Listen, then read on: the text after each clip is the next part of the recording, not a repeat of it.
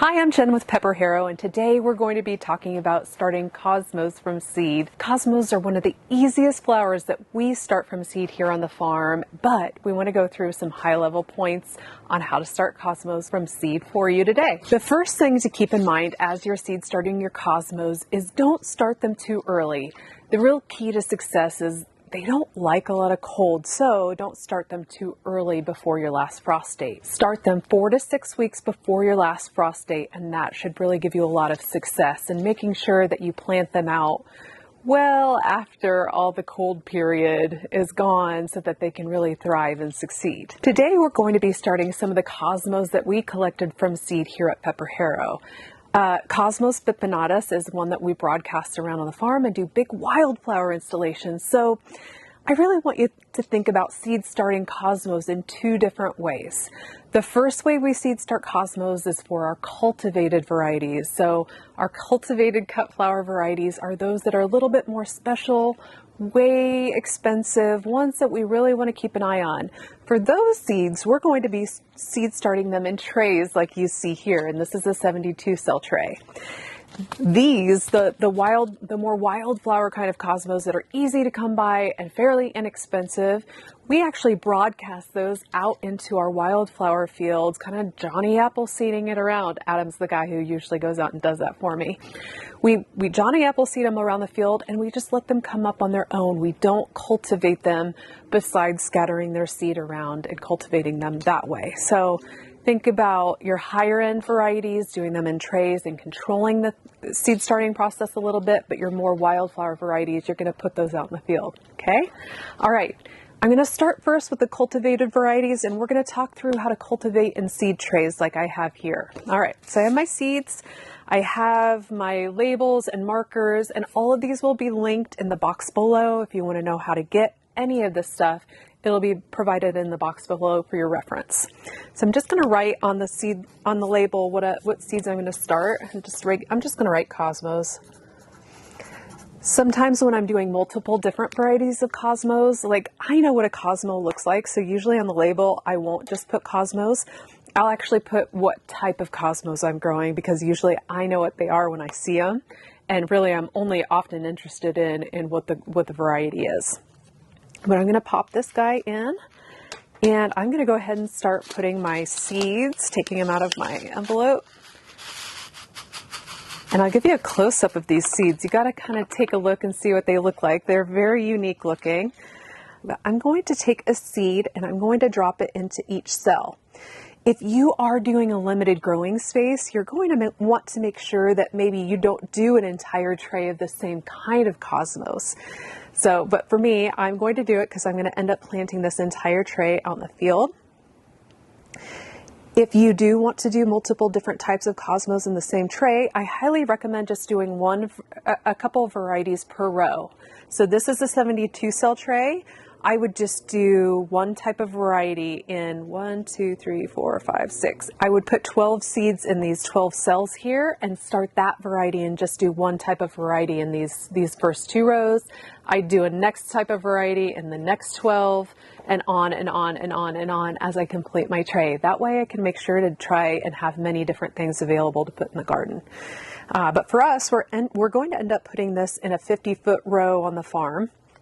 And we know that a 50-foot row typically takes about 6 trays of these. So at the end of the day, I'll end up putting 6 in place. And a lot of people like to put 2 seeds in each cell. I'm mistakenly putting 2 seeds in each cell, but I often only put 1, especially with things that are a little bit more easy to start from seed like cosmos. I don't want 2 seeds popping up. I only need the 1. And they're one that just like, it's going to have great germination rate and everything's going to pop up. Almost done here. You can see I'm moving relatively quickly. I don't want to spend a ton of time like starting my cosmos seed. And after I get all of these in, the next thing I'm going to do is take them and push them 1/4 of an inch down into the seed starting medium with my finger. You'll notice the general rule of thumb as you're starting seeds in a cell tray like this is The bigger the seed, the deeper inside the seed starting medium it needs to be. The smaller the seed, the closer to the top and the more light exposure it needs. So that's kind of a rough guide. You can take a look at these and they're pretty big, which means they need to be pushed down. So I had a little extra. I might end up just scattering this around. And I'm going to go ahead and go pop my seeds in. I literally just used my finger, see where the seeds are, and push them 1/4 of the way down into the soil. Not halfway, just about 1/4. So not super deep inside of that seed starting medium. Almost done. Okay, and you'll notice that I'm not covering them up yet.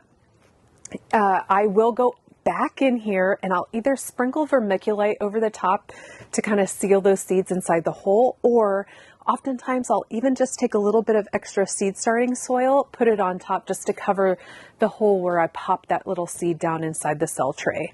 I did water my little cell tray before I got started here, so it's nice and moist. I pushed my seeds down in there and now I want to just sprinkle the medium and cover them up a little bit. All right, so my seeds are in here. They're ready to be started. It literally should take them a week or less to start popping up. They are very, very easy to germinate. They're going to start popping up really quickly. So about 5 to 7 days usually is when I start seeing them pop up. I try to keep the temperature around 65 degrees in my seed starting area. And I do use grow lights, but you can use natural light to germinate your seedlings to get your cosmos going. Once my cosmos get started, I'm going to let them grow for about 4 to 6 weeks before my last frost, before I begin what we call the hardening off process.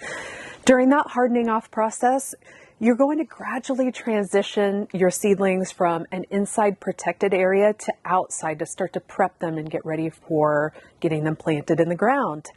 I usually like to start off 1 hour each day and gradually increasing each day from there for more than that hour time period, putting them outside in a protected place. Your seedlings won't like direct sunlight. They won't like a lot of wind. So really take care of them and put them on a protected day.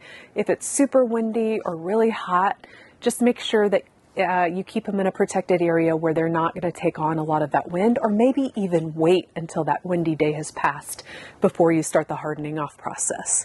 And they call it the hardening off process because you're going to see with your seedlings that when you rub your hand over the top, they're going to feel pretty stiff and like tough and hard, like, I don't know, kind of like little trees.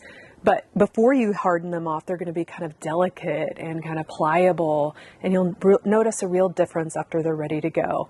You'll know that they're hardened off when they're completely stiff. That means they're ready to be planted directly into the ground. As we talked about, you're going to wait until your last frost date before you plant these little seedlings out into your garden. Keep in mind, even though you've hit that last frost date, they don't like any cold. If there's any chance that there could be any cold days, even past that last frost date, hold off a bit. It's well worth the wait to make sure that your seedlings are going to be set up for success. When you do plant these into the garden, we like to plant them into landscape fabric at 9 inches apart. And that may be a little bit close for a traditional gardener. If you have them in your garden and you want to plant them a little further apart, we highly recommend 12 to 18 inches. We like to plant them at 9 inches because these varieties that we're doing here are very tall. And with those tall varieties, it's good to plant them close together. So not only does it force the stems to grow nice, tall, and strong for cut flowers, but they also support each other and it protects them from falling down during a windstorm. Planting them really close together really sets you up for success in making sure that they don't knock themselves over. They really hold themselves up and support each other really well that way. After planting these directly into the garden or into your landscaping or your flower farm, wherever you might be planting them, we like to pinch our cosmos when they're about 6 to 12 inches tall. And when you pinch them, it really promotes branching and gives your plant a solid base to grow off of. If you're growing so many that you don't think you can get to it, skip this step. It's not absolutely necessary, but we highly recommend it if you want to see really great success. After you plant your little seedlings into the ground too, the other thing you want to consider is really water them to make sure you really set them up for success. And the time of day I want you to water them is really early in the morning to help give them a little bit of energy to get through the heat of the day. If you water them in the morning, that's going to be best for your little seedlings. You'll notice as they start to mature, the less you have to water them. The only other time you really need to water them once they've been really established is if you have a lot of extreme heat. If you have a lot of extreme heat, cosmos don't really like that, so I highly recommend watering them just a little bit more. But for the most part, if you're planting these in spring, that early watering in the beginning will really be enough to catch them and make sure that they're well watered and established, and you can kind of taper off from there. Here at PepperHarrow, we like to do successions of cosmos to really make sure we have a lot of cosmos all year round. But if you are in the position where you don't want to have to do multiple succession plantings of cosmos, the other thing you can do to really make sure that they flower all season long is to deadhead as much as possible. So once your little flower is dead, clip it off and get rid of it, and that will help your cosmos get ready to flower all season long for you.